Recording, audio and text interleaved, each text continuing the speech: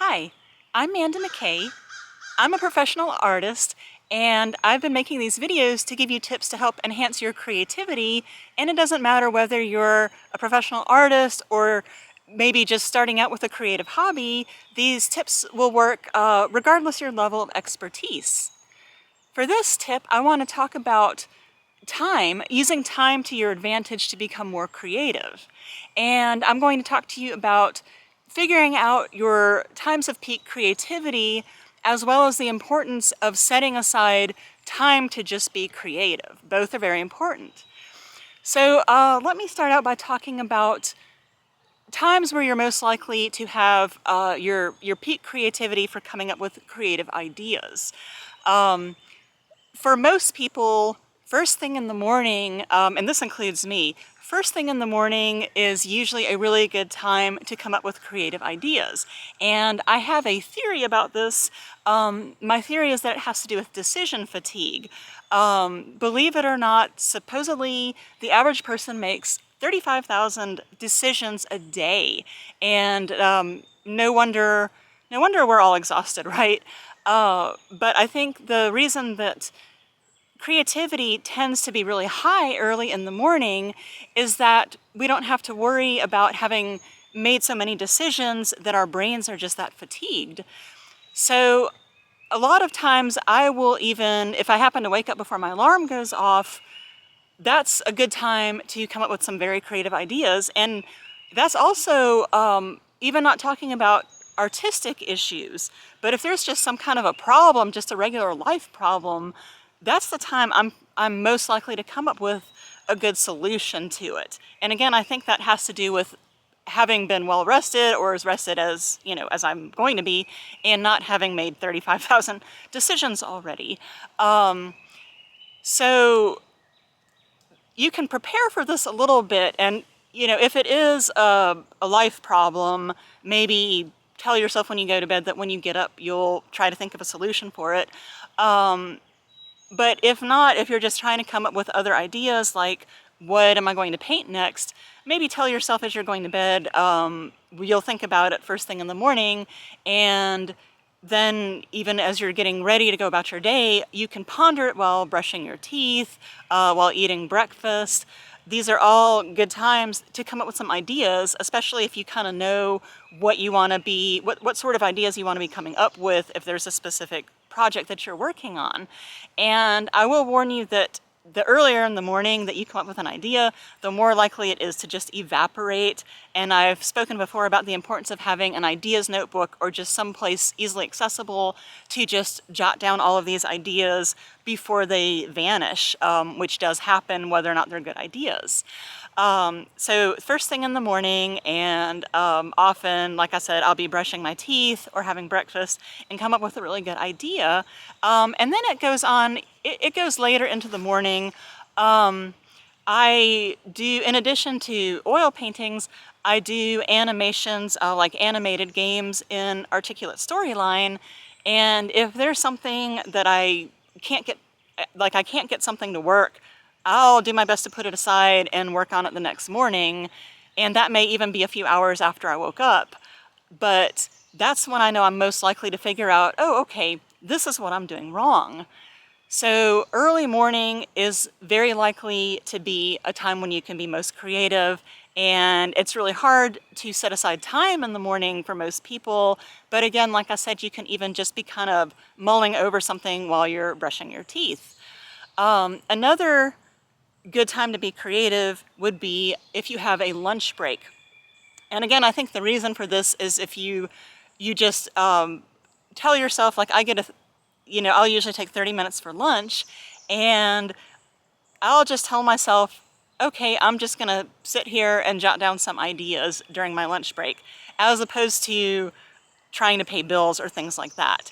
And I think it's the act of actually setting aside time and making the intention that I'm going to be working on some different ideas, and I think that that is the reason that that works. And then again, probably the third time during the day that I tend to be most creative is in the evening after I've already taken a bath and had dinner, and I have by that point given up on my to-do list for the day, and I'm just relaxing, and maybe I'm even watching TV or listening to a record, and I'm not even really paying that close attention. And that's when I'm also likely to come up with ideas.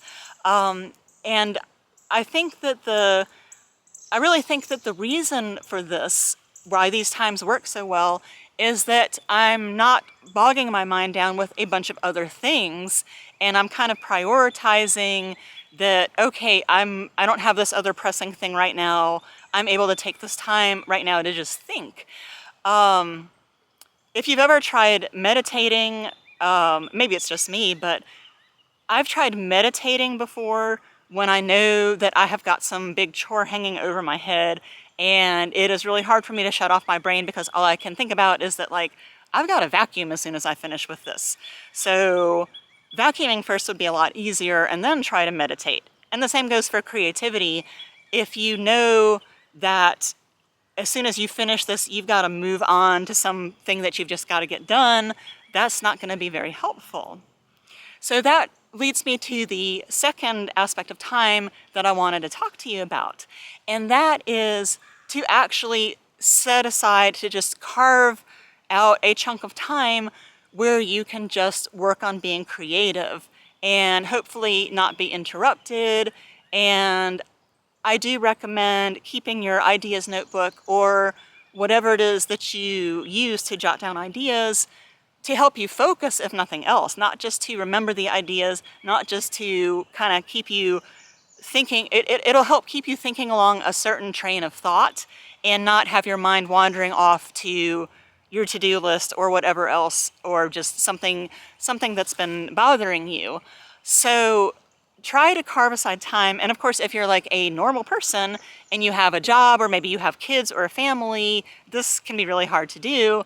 But if you try, maybe you need to bring in a babysitter, or you just need to tell everybody, okay, I just need to take a couple hours here to myself, because you are entitled to that. Maybe not every single hour of the day, but you certainly are entitled to have some time to yourself where you can just set that aside and work on being creative. I will give one other tip here for people who don't really work the same way that I do. I tend to predominantly be an oil painter, but when I'm actually painting, I'm tending to not be all that creative because I work with really ephemeral sort of setups for still lifes, and so I use reference photos. I'll paint dewdrops or flowers that would wilt within a few hours. So the time when I'm creative is when I'm actually coming up with ideas for what I'm going to paint, and then when I'm actually coming up with these reference photos. And then when I sit down to paint, I'm not necessarily being very creative. I'm tending to go by the photograph that I've already worked on. So what if you're a person, like maybe you are a painter, but you're creative while you're painting? You have a totally different process than I have. Well, these same tips are going to apply, but you're probably going to need just more time carved out just for setup and for having to kind of get started and really get into what you're doing is probably harder if you're, like I said, if you're actually painting and you don't know what you're going to paint until you get started. So that is a little bit trickier because you have to worry about getting set up, for example. If there are any shortcuts you can take, that's great. This is precisely why a lot of painters tend to use a studio, so that they can just say, this is time that I'm going to go and work and nobody is going to interrupt me. So if that describes you and you've got to actually be creative while you're doing your art, then you're probably going to have to try a little bit harder and carve aside a larger chunk of time. Definitely start paying attention to when you do feel the most creative, and it is likely to be first thing in the morning. Which would mean that you'll have to figure out a way, if you decide that that is true for you, that you're going to have to figure out a way that you can really carve out this block of time first thing in the morning when a lot of people tend to be really crazy busy. but you just have to prioritize what you're doing, even if you are brand new to a creative hobby and you don't even think you're really that good at it yet. You still deserve to have time to just work on something creative, just for your own mental health and your own well-being. So try to prioritize it. Like I said, pay attention to when you're most creative.